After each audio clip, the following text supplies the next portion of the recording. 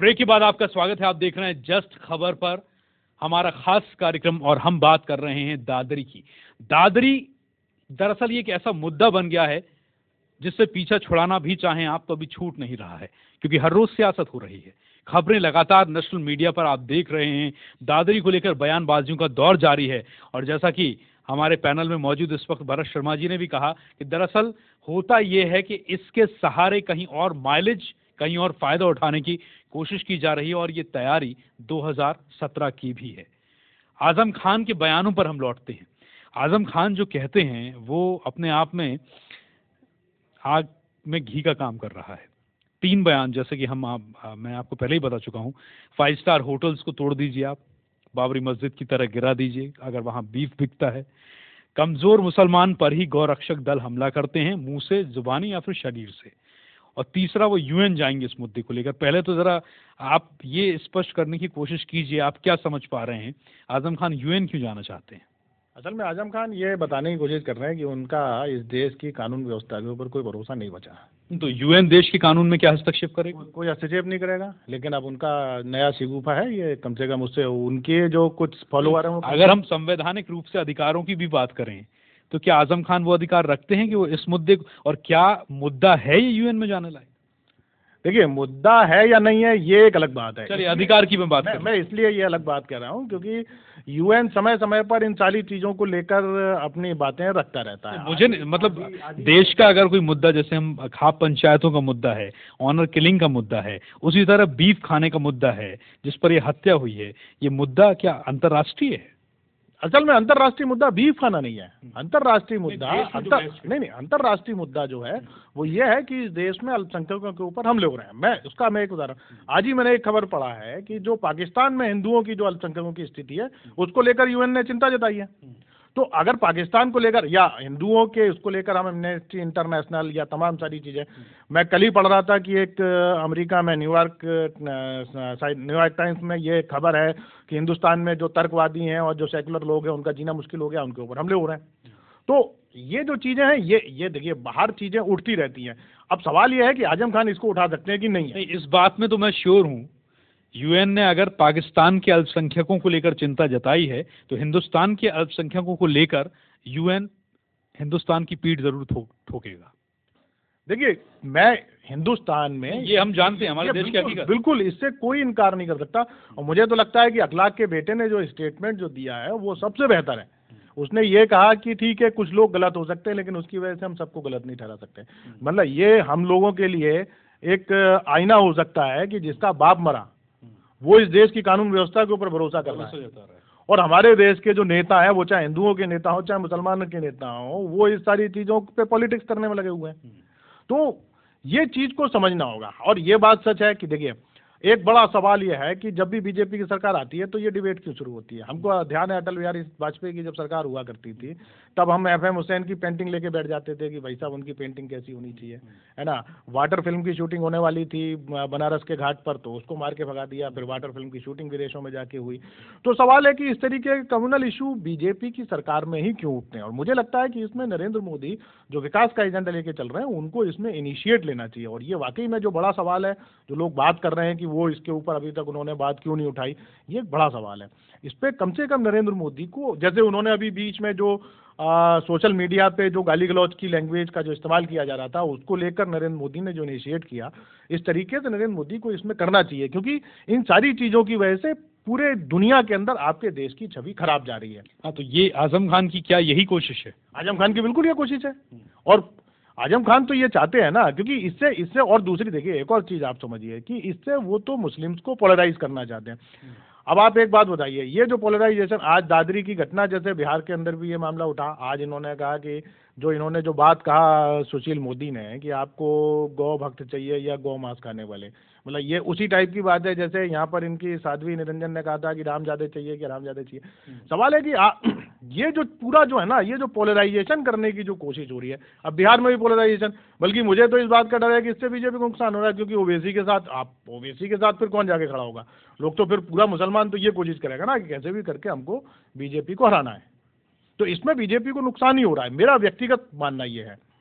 अब और ये हम अगर बात अगर आजम खान की करें, ओवैसी की करें, भाई इनका अपना काम है, ये अपनी कम्युनिटी को, और आजम खान की वजह से तो मुसलमान मुलायम सिंह के संग है। ठीक है, जैसा कि मदन जी, जैसा भरत जी बता रहे हैं, बीजेपी को ओवैसी से फायदा होगा, नुकसान होगा, ओवैसी का फायदा अगर बीजेपी ऐसे में नहीं ले पाएगी। लेकिन दिक्कत, परेशानी दरअसल ये है कि जब बात सांप्रदायिकता की होती है, जब बात सेक्युलरिज्म की होती है, तो अपने आप इस तरह के आरोपों के पीछे कोई समाजवादी पार्टी या कांग्रेस की साजिश नहीं देखता है। ये दुर्भाग्य है देश का। नहीं, देखिए, बीजेपी को नुकसान वाली जो बात है, आप बिहार में, पहले उस सवाल का जवाब जो मैं आपसे पूछ रहा हूँ कि दरअसल इस साजिश के पीछे हम कुछ और हाथ क्यों नहीं देख पाते। नहीं, मैं वो वहाँ भी उसी सवाल पे भी आ रहा हूँ मैं, जो आपने कहा अभी कि भाई साहब ने कहा कि बीजेपी को बिहार के अंदर मुसलमानों की वोट का नुकसान हो रहा है, ओबीसी के उस पर भी नुकसान हो रहा है। आप बिहार के अंदर देखेंगे, जितने भी दल हैं, चाहे वो लालू है, चाहे अपने नीतीश जी हैं, चाहे अपने ओबीसी हैं, जितने भी दल हैं, वो चाहे वो कांग्रेस है, सब इकट्ठे होने के बावजूद भी वो इलेक्शनों से पहले ही अपनी हार मान चुके हैं कि हम जीतेंगे नहीं, आएंगे नहीं। उन्होंने हर हाथ कंडा अपना रखा है उनको, मोदी जी को रोकने के लिए, कि मोदी जी का रथ रोकना है। आप देखोगे, आज से 2 महीने 3 महीने पहले देखो, लालू जी सफ़ेद कपड़ों में घूमते थे, आज वो धोती और बनैन में आ गए। चलिए, मैं आपको, हम फिर मुद्दे पे आते हैं, मुद्दे से भटक रहे हैं। मैं सियासत से बहुत घबरा चुका हूँ दादरी में जो हो रही है, और ये सियासत आज़म है जिस पर हम ये कार्यक्रम कर रहे हैं। तो यहाँ हम राजनीति वाली कोई बात नहीं करेंगे, हम हमारे इस वक्त जो देश के लिए एक नासूर बन चुका है दादरी, ठीक है, हम उस पर बात कर रहे हैं। तो आप वो बताइए जो मैं आपसे सुनना चाह रहा हूँ। जैसा कि भरत जी ने कहा कि अगर सांप्रदायिकता की बात होती है, सौहार्द बिगाड़ने की बात होती है, मुस्लिम के नुकसान की बात होती है, तो इसमें बीजेपी ही क्यों, ये साजिश किसी और की क्यों नहीं? ये काला टीका लगा के कोई और गया, कोयला किसी और ने भले ही घोला हो, लेकिन लगाने वाले हाथ जो हैं वो बीजेपी के। ऐसा नहीं है। बीजेपी का जब भी सरकार बीजेपी की आई है, किसी भी स्टेट में बीजेपी की सरकार आई है, कहीं भी किसी भी स्टेट में देख लो, कभी भी ऐसा नहीं हुआ कि मुसलमानों को मारा गया या मुसलमानों के खिलाफ कोई ऐसी रणनीति तैयार करेगी उनको नुकसान पहुंचाओ। नहीं, अभी आपने कहा ना जैसे कि ये जो है एमएफ हुसैन की पेंटिंग लेकर हम बैठ जाते थे जब अटल बिहारी वाजपेयी की सरकार थी, ठीक है, और उसके बाद बीजेपी का नारा होता था कि मंदिर वहीं बनाएंगे, ठीक है, मंदिर तो अब गुम गया है मुद्दा, अब दादरी छाया हुआ है। दादरी तो इन लोगों ने खुद एक हथकंडा अपनाया हुआ। नहीं, ये सब बीजेपी के शासनकाल में ही क्यों होता है? इनको और ये जितने भी ये स्टेट लेवल के जितने भी ये दल हैं, ये सारे घबरा जाते हैं बीजेपी आने के बाद, कि ऐसा ना हो कि पूरे ऑल ओवर इंडिया में बीजेपी ही छा जाए और बाकी कोई किसी की गवर्नमेंट बने ही ना। इसलिए ये लोग सारे दल इकट्ठे होकर हंगामा करते हैं, और कोई ऐसा नहीं है। आप कभी भी देख लो, जब से मोदी जी बने हैं, कोई नुकसान किसी को या किसी के खिलाफ मोदी जी ने बोला हो, कोई भी ऐसा एक भी वचन ऐसा मोदी जी का हो जो मुसलमानों के खिलाफ कहीं बोला गया हो। लेकिन इन लोगों के मन में, चाहे वो समाजवादी पार्टी है, चाहे वो कांग्रेस है, चाहे वो जेडीयू दल है, कोई भी दल है, उनके दिमाग में पता नहीं एक कैसा एक बथूर खड़ा हो जाता है कि बीजेपी आ गई, पता नहीं क्या हो जाएगा। ऐसा नहीं है। बीजेपी एक धार्मिक पार्टी है, कोई भी ऐसा इनके मन में किसी के नहीं। धार्मिक पार्टी तो है बीजेपी। हाँ, धार्मिक पार्टी है, धार्मिक पार्टी है। वही तो वो कह रहे हैं भी गौ हत्या जो है ये पाप है। नहीं, अगर बीजेपी धार्मिक पार्टी है तो आजम खान अगर वो ये कहते हैं कि इस देश को हिंदू राष्ट्र बनाने की साजिश चल रही है, तो यानी कि वो सच कहते हैं फिर वो? नहीं, ऐसा नहीं है। वो तो आजम जी की बातें सुनोगे तो पता नहीं क्या क्या बोलते रहते हैं। हर पार्टी, आपने कहा ना बीजेपी धार्मिक पार्टी है, वो किसी भी धर्म को ना तोड़ते, जोड़ने की कोशिश करते हैं। वो बीजेपी हमेशा जुड़ के चलना चाहती है। बीजेपी ने कभी भी ऐसा नहीं सोचा कि ये मुसलमान है, ये हिंदू है, ये दलित है, ये पंडित है। कभी भी उन्होंने ऐसा नहीं कहा कि किसी को तोड़ के हम लोग चलें। आप तब सर्वधर्म साथ लेकर चलेंगे, सबको साथ, सबका साथ, सबका विकास, और सबके धर्मों का जो है बीजेपी रिस्पेक्ट करती है, सम्मान करती है सब धर्मों। ठीक है, अब मुझे इस बात का मतलब समझाइए। यूएन जाएंगे, इस पर हमने बात की, लेकिन ये कमजोर मुसलमान के ऊपर ही हमेशा हमले होते हैं। ये बिल्कुल आजम खान ने जो कहा बिल्कुल सच कहा। मैंने अभी मुजफ्फरनगर का उदाहरण दिया, जिन्होंने गोलियां चलाई उनसे तो आपने कुछ नहीं कहा, जिनको मारा वो सारे वो थे जो खेत काटते थे। नहीं तो ये सब क्या आजम खान या समाजवादी पार्टी ये सब जानती नहीं? ये आजम खान वाली बात नहीं है, ये जो सच्चाई है वो है। ये मतलब ठीक है, हम आजम खान के उसको मैं आजम खान को डिफेंड नहीं कर रहा, मैं आजम खान को डिफेंड नहीं कर रहा। मेरा सिर्फ ये कहना है कि ये कोई भी सेकुलर आदमी ये बात करेगा, ये मैं केवल आप आजम खान की बात नहीं कर रहे हैं, है ना। कोई भी सेकुलर आदमी है, अगर हम देख रहे हैं, आप जाके आप देखिए, आप खुद है ना, जाइए दादरी में, आप देख के आइए क्या हालात हैं। सवाल है कि जिन्होंने हत्या किया, मैं तो बहुत सीधी सी बात कर रहा हूँ, अगर ये बीजेपी अगर ये कहती है कि समाजवादी पार्टी की साजिश है ना, या किसी और की साजिश है, तो फिर नरेंद्र मोदी को इसमें स्टेटमेंट जारी करने में क्या जा रहा है? वो बोल रहे हैं कि भाई इस देश के अंदर सांप्रदायिक सौहार्द होना चाहिए और जो हो रहा है वो गलत हो रहा है, तो ये उनको बोलना चाहिए ना। अगर कहीं पर कोई मतलब अगर बीजेपी है कहीं कोई इन्वॉल्वमेंट नहीं है, भाई आज आप देखिए वहाँ पर रोजाना मतलब पिछले 2 दिन से तो मीडिया वालों को पीट रहे हैं गांव के लोग, ये दावा कर रहे हैं, और पूरी बीजेपी के जितने नेता गए हैं वो सब ये कह रहे हैं कि निर्दोष लोगों को बचाया गया। चलिए, हालांकि भाई अखलाक कैसे मर गया? अभी समय की थोड़ी सी कमी है, अंतिम रिएक्शन आप दोनों से लेना चाहूंगा।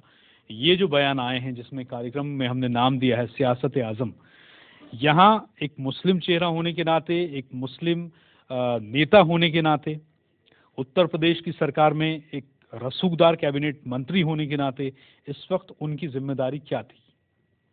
बयान कैसे होने चाहिए? देखिए, समझदारी का बयान की उम्मीद तो सबसे ही हम करते हैं ना।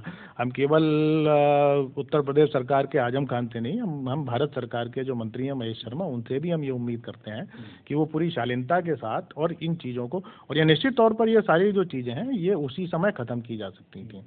आज ये एक बड़ा, मैं मतलब आज की मैं घटना बता रहा हूँ कि आज गाँव के हिंदू समाज के कुछ लोग उस परिवार के यहाँ जाके बैठे, उसके दुख दर्द उन्होंने बांटा। वो अभी तक नहीं जा पा रहे थे क्योंकि उनको ये डर था कि यार अगर हम गए तो हमको पुलिस ना पकड़ ले जाए। मैं खुद उस गांव में गया, मुझसे लोगों ने, कुछ हिंदुओं से मेरी बात हुई, वो मेरे को बोले भाई साहब हम अगर कुछ बोलेंगे तो पुलिस पकड़ के ले जाएगी। तो ये एक थोड़ा सा लोगों के अंदर एक, ठीक है, क्या होना चाहिए थी जिम्मेदारी, सामाजिक जिम्मेदारी क्या होनी चाहिए? सामाजिक जिम्मेवारी तो सर यही बनती है, जो ये नेता गलत बयान दे रहे हैं ये बयानबाजी बंद होनी चाहिए। जो ये जनता को दो फाड़ करके राजनीति कर रहे हैं ये बंद होना चाहिए। ठीक है, जो ये दंगे इस प्रकार के होते हैं ये नहीं होने चाहिए। अभी मैं 2 दिन पहले की आपको टीवी पे घटना देखी मैंने, एक गाय का बछड़ा एक 60 फुट गहरे कुएं में गिर गया। वहाँ पे 100-200 लोग खड़े हुए थे। वहाँ पे एक क्रेन टाइप कोई ट्रक टाइप आया तो उसको बछड़े को निकालने के लिए एक मोमडन का बच्चा 17-18 साल का वो कुएं के अंदर गया, वो उस बछड़े को निकाल के बाहर लाया। तो देश का माहौल ये है, और हमारे देश में कोई भी मुसलमान ऐसा नहीं है जो हिंदू को ना चाहता हो, कोई भी हिंदू ऐसा नहीं है जो मुसलमान को ना चाहता हो। कल की खबर है किसी मुसलमान परिवार था, वो हॉस्पिटल में जा रहे थे, वो उसके डिलीवरी होनी थी लेडीज़ के, वो हॉस्पिटल ना पहुंचे, साथ में मंदिर था, मंदिर में जाके उस औरत ने बच्चे को जन्म दिया। जी, और ये महाराष्ट्र की खबर थी, बच्चे का नाम गणेश रखा उसने। जी, ठीक है, समय की थोड़ी सी कमी है, लेकिन सबसे बड़ा सवाल, हाँ, एक सेंटेंस में आखिरी बोलना चाह रहा हूँ कि मैं इनको मतलब मैं सबको ये बताना चाहता हूँ कि इस देश में गौ हत्या पे रोक लगाने वाला सबसे पहला राजा जो बादशाह था वो था अकबर। उससे पहले किसी ने भी गौ हत्या पर रोक नहीं लगाई थी। फिर भी ये बवाल है। दिक्कत और परेशानी यही है कि जनता समझदार है, देश की जनता जो ये सब कुछ भोग रही है, जिसके सामने ये सब कुछ गुजर रहा है, बीत रहा है, वो सब जानती है, लेकिन फिर भी सियासतदान सियासत करने से बाज नहीं आते। शब्दों का बारूद है और शब्दों का ये घी है जो सियासत की इस आग में हर रोज डाला जा रहा है, और कोशिश यही है कि ये मुद्दा ठंडा ना पड़ने दिया जाए, क्योंकि मौसम चुनावों का है। इस बात पर गौर जरूर कीजिएगा और इस बात का ध्यान रखिएगा। आज की इस पेशकश में इतना ही। नमस्कार।